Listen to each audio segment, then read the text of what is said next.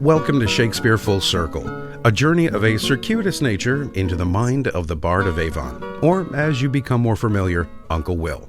I'm your host, Qarie Marshall. Les jeux sont faits. Translation. The game is up. Your ass is mine. The phrase appears in Act 3, where, bear with me, this could get a bit confusing. Many years before, Belarius, a former courtier of the king, was banished from the kingdom. Incensed that he was being deprived of his lands, he plans revenge by depriving the king of a successor. He departs with the royal nursemaid and absconds with Cymbeline's 5-year-old crown prince, Guiderius, and his younger brother, Arviragus, who raises them in the Welsh forest as his own, with the names Polydor and Cadwell, who now call him father. And Belarius calls himself, for some reason, Morgan. Polydor and Cadwell have become restless with their lives in the forest and yearn for something more, a life in the big city. Belarius insists, however, that there is nothing out there but wickedness and treachery, and tells them of his tale, of how he was once a nobleman in King Cymbeline's court, but was banished for crimes he did not commit. After the boys depart the cave to go on a hunt, Belarius thinks upon their noble nature and how it is beginning to emerge in their personalities. He fears that they are beginning to suspect all is not as it appears to be. O Cymbeline, heaven and my conscience knows thou didst unjustly banish me. Whereon at 3 and 2 years old I stole these babes, thinking to bar thee of succession as thou reft'st me of my lands. Euryphile, thou wast their nurse. They took thee for their mother, and every day do honour to her grave.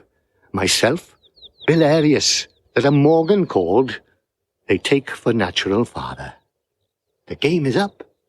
Belarius convinces himself that this undertaking of his and the deception surrounding it is all but found out. The game is, in other words, up. The phrase turned up in literature, but also went through a bit of a transformation.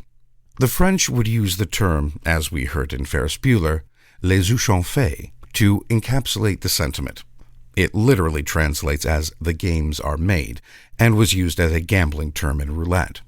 James Joyce, or Uncle Jimmy, if you prefer, would use the French term in the 1920s. But before that, the phrase would morph from game to what we more commonly hear nowadays. Such are just one of the possibilities in our brave new world, the world you now inherit, whether you like it or not. The jig is up. The clock has run out, and the future with a capital F now rests with all of you in your goofy hats. During that Yale commencement speech, Tom Hanks would also bring into the mix another of Shakespeare's phrases, brave new world, but we will save that for another day. Jig has become the default subject of the phrase, at least from the late 1800s, when the Dean of American Letters, William Dean Howells, penned in Harper's Magazine, "The die is cast, the jig is up, the fat's in the fire, the milk's split," leaving us with little doubt what he meant. There have been various theories about the origin of jig for game, some postulating it came from an Elizabethan-era term for a trick or a joke, with one of the first American examples appearing in a Philadelphia newspaper in 1800. But that would not be the end of it. Jig morphed once again into another variation that you may be familiar with. When I'm telling them, they're smiling at me. It's like the gig is up. It's like the gig is up. From game to jig to gig. I think Uncle Will would have been pleased with the transformation of his phrase. After all, he was a bit fond of wordplay, and the double meaning of having one of his actors using it would be quite satisfying. They work, after all, in a gig economy.